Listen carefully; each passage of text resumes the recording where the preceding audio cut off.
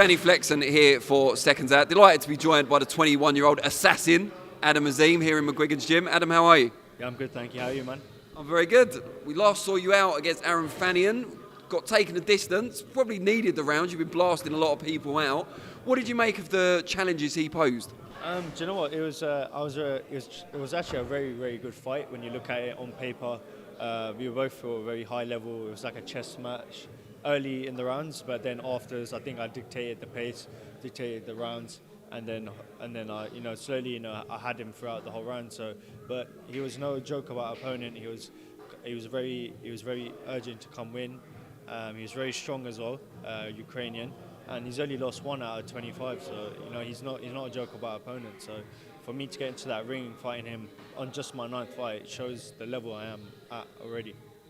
How much of a challenge is it for you having to balance your natural kind of aggression and wanting to walk through people and finish the fight to what your corner are asking to you, be disciplined, as you said, a bit of a chess match? Yeah, do you know what? It's not about, sometimes with a lot of people, they want me to go in, try get the kill, get the knockout, but, sometimes I need to get that rounds. I need to get that, what it's like to be in a proper fight. And on that, the fight I just had previously was actually a proper fight.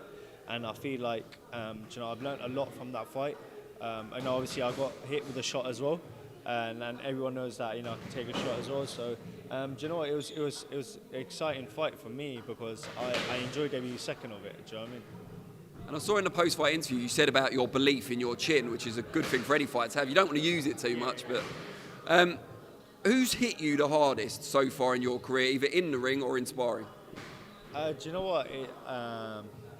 So I've sparred a lot of people. I've sparred a lot of people, but it's sparring, but when in the fight, that's where you have to take the shot, right? But obviously I've been hit on the button on the week on that shot that happened on the Eubank fight, but I don't think it fazed me at all, so I could say I've got a really good chin. So. And you mentioned the Eubank fight there. What did you make of that performance in the main event? Yeah, Eubank done really, really well. I was very shocked of what his performance come out. I was a bit gutted for Liam because he had that ankle injury as well in that fight, but I feel like he didn't make the weight properly as well. I'm hearing about it, so it'd be nice to get a trilogy, but that's because it's a 1-1 now, so it'd be nice to get a 3rd fight in for them.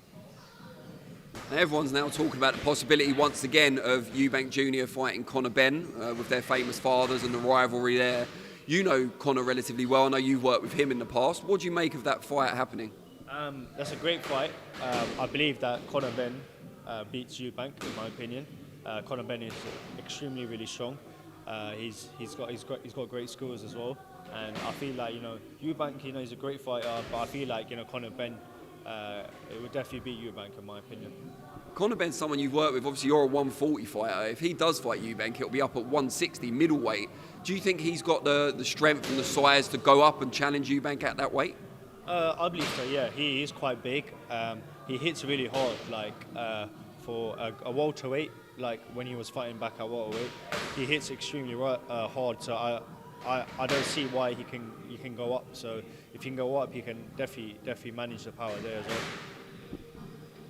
A lot of people, a lot of fans especially, want to see you in these big domestic clashes. You're obviously on your own path and you're going up the rankings anyway. But personally, what would you like to do? Would you like to carry on as you are, or do you want these big domestic fights with, Harlem Eubank, Dalton Smith and so on? Do you know what? These fights, you got to make it big. Like, you want to make these fights bigger and bigger and bigger. That's why, it's not good to take it early. It's not good to take it late. It's good. It's the right timing for those fights. But obviously, we're all in different trajectories where we want to grab the world titles. We want to grab the, For me, I'm going for the European title.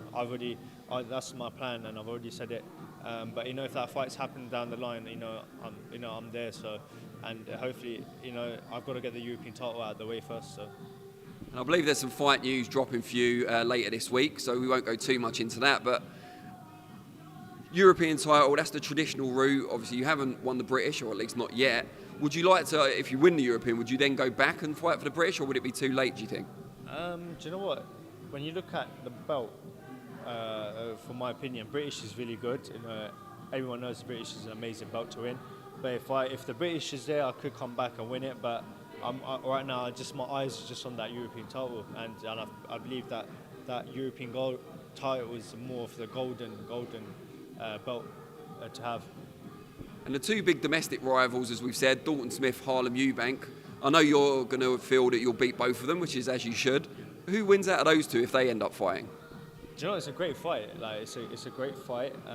It's a competitive fight. It'd be a chess match, and see, I don't know who's going to win that one. See, if I had a choice, it'd be like a 50-50 for me. So Right, we'll let you have one 50-50. Otherwise, you can't sit on the fence. We're not going to let you. I'll go for Dalton for that one. Yeah. One thing I did want to ask you about, you talked about timing and fights being at the right time. We saw a bit of a controversy recently in Shakur Stevenson was supposed to be fighting Frank Martin for the vacant WBC lightweight title. Martin originally agreed to the fight, then pulled out. Accusations from Shakur's team that Martin's ducked the fight. Some people speculating he might have a different fight, and now Shakur's fighting someone else. What do you make of that? When someone agrees to fight and backs out, is it always a duck, or can there be legitimate reasons for it? There's definitely reasons to it. It might be a problem with themselves. You know, it might be a hand injury. It might be they don't want to take the fight at the right time. It might be weight issues.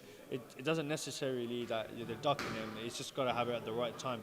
That fight will happen, but it's just the right timing. They have to do it. And you've become kind of the poster boy, if you like, for Sky Sports Boxing in the new era with Boxer. How do you feel about that? Like, it must be a thrill, but also a responsibility. Yeah, it feels good actually. You know, I've got a lot of basically I've just got a lot on my plate. I have to perform, get the fights in, keep entertaining them, and you know what? It's just like when also with the entertainment, I still got a learning process with my fights as well. Like along the way, you have to learn. Throughout the whole fight, what you come out of, where you need the rounds, where you don't need the rounds, when you get the knockout. It's good to get the rounds in as well. Obviously that's how you develop as a fighter each level. So, how much do you think about the other side of it, that developing as an attraction? When you're on social media, when you're on post-fight interviews, when you're in the ring, entertaining with some of your boxing as well. Do you keep that in your mind, the entertainment side, or is it purely do the job? I keep the entertainment there, but when it comes to where I have to do the job, I've got to do the job.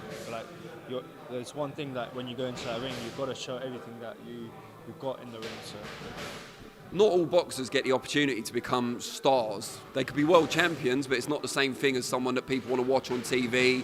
Amir Khan, someone I know you're very close to, and Nassim Hamid, someone you looked up to as a kid. They both became megastars. Is that what you'd like? Would you like the celebrity side of it as well?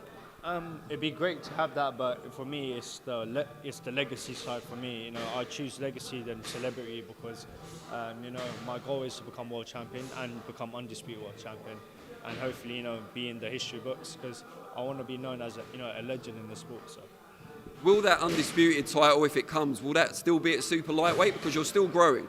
Yeah, I'm still growing. I'm getting big, actually more bigger as you can see it. But I say super lightweight. Yeah. I'll probably go welterweight when I'm like 26, 27. So I still got quite a long time left. By then, maybe your brother will have moved up as well. Yeah, he's definitely moved up to middleweight. So yeah. Great stuff. Well, wish you the very best of luck once the fight news is announced, and yeah, look forward to seeing you back in action. Cheers, mate. We really appreciate it.